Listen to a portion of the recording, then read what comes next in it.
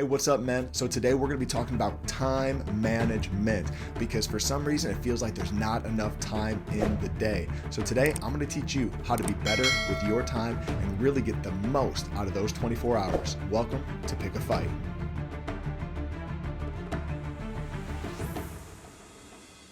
All right, what's up, man? Today on the Pick a Fight podcast, we're going to be talking about time management.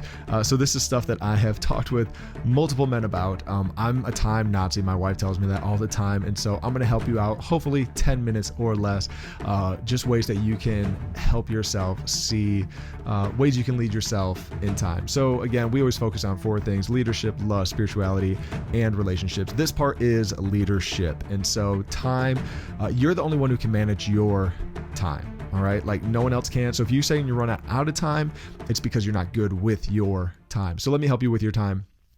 Something just really quick that I do, and then I'm going to dive in to like 10 like key management skills. But just to kind of throw it out there, I put together you know what? I think I'm going to say that for the end. Let's do this. Let's just go through these 10 skills real quick because I only have 10 minutes. If each one takes a minute, we're running behind. Okay, the first thing is delegate. Are you doing things that someone else could do? So Chrissy and I did this teaching before for marriage, and it's just knowing, like in life, when you think of 85% of people that you know that work for you or in your life, whatever, they can do what you do, right? Respond to an email, do some sort of slide for work, respond to a phone call, a message, like so many things that we do in our everyday life, anyone can do. We just got to learn how to delegate things, because then 95% of things are people that they need to be trained to do, right? So then we have 5% left that's only you and I can do. We have to be aware what's only the 5% that you can do. Start delegating the rest. Now, some things are super easy to delegate. Hey, go check the mail. That doesn't take rocket scientists.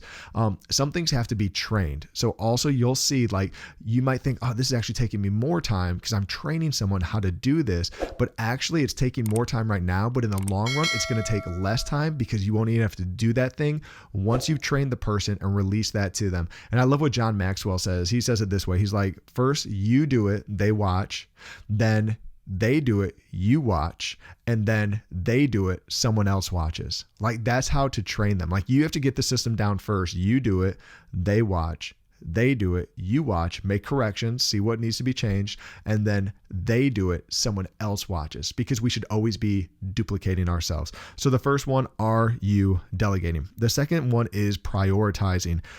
Every morning, make a list of the items that need your immediate attention. Anything that can't shouldn't make the list. Like anything that can wait should not make the list. Too many times we prioritize the wrong thing. And this is what I was going to kind of share earlier. But I do this. I make a list every day. Even this morning as I was getting ready. Also, hey guys, a great place for you to think. I'm going to actually do a podcast on this, on thinking for your leadership in the shower. Like science shows you actually get more creative in the shower. I used to listen to music, listen to podcasts, listen to, even ESPN when I was in the shower.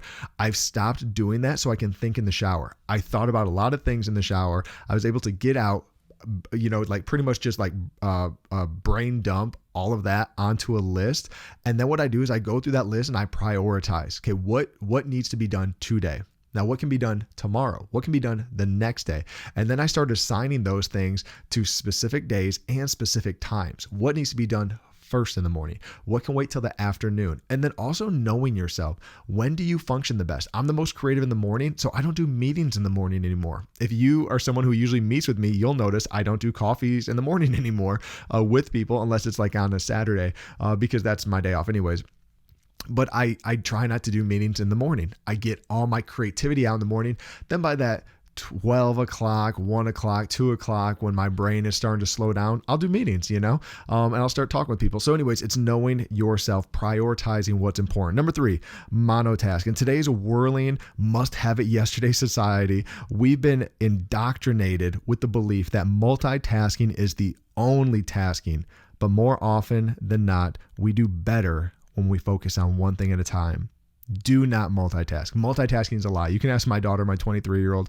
I will be texting something and she used to talk to me while I was texting. And I've told her like, hey, you cannot, if you're talking to me, I'm not picking it up. I can't multitask.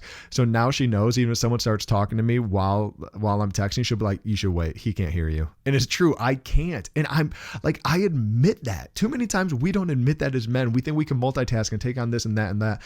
But science actually shows that if you're focused on a task and then you get pulled off of it, it takes you 20 to 35 minutes to get back in the zone that you were in. And don't you feel that way sometimes when you're in the zone? You don't want to be disturbed. And so that's why it's important that if you are being creative, whatever you're working on, whether it's your devotional time, whether it's, creating a podcast, whatever your zone is, having the door shut, having the phone off, having airplane mode on. And I do that even when I create sermons and stuff. I put things, my phone and stuff, like I turn it upside down. I don't have it in the room with me. I can't multitask. I have to be focused on one thing. The next thing, start early. We know this, that there's a reason that the early bird gets the worm.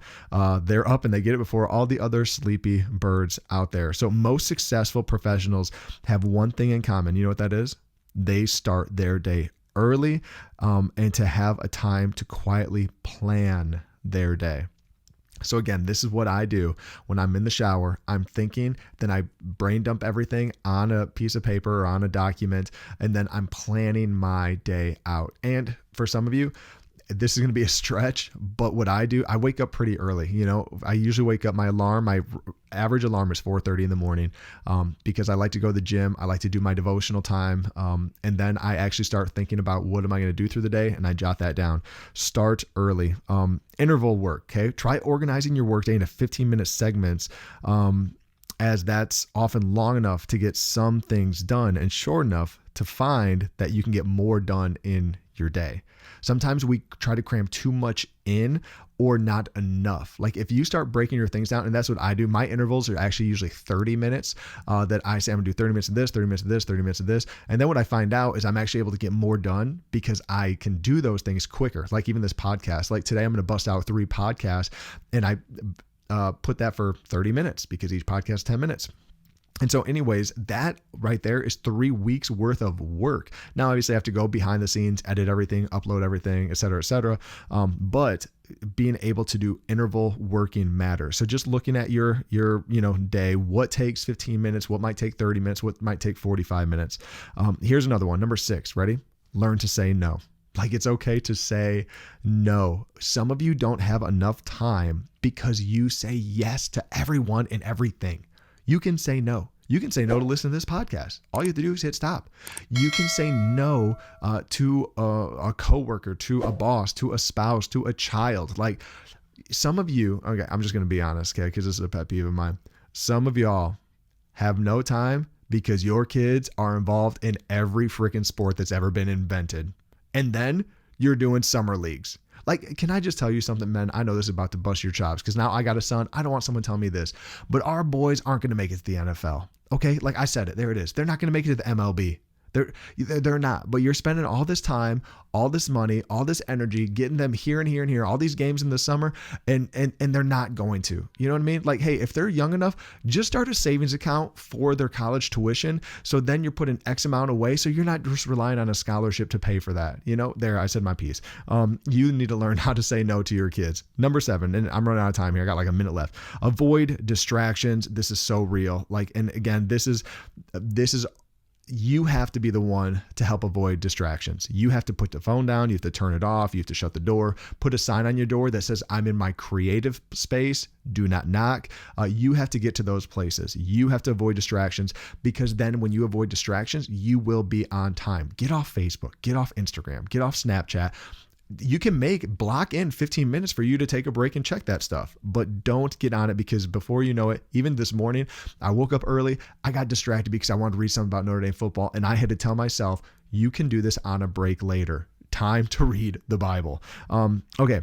Number 8, know when you're done. I have to do this. It's hard. I have to know when it's time to check out because my brain, even though my quote unquote work day is still going on, I just can't function anymore. I'm done. And to see, man, I put in a lot of work today and I did good. Like celebrate that. Know when you're done. And also when you're done, be done. When you're home, be home. I'm trying to get better at this.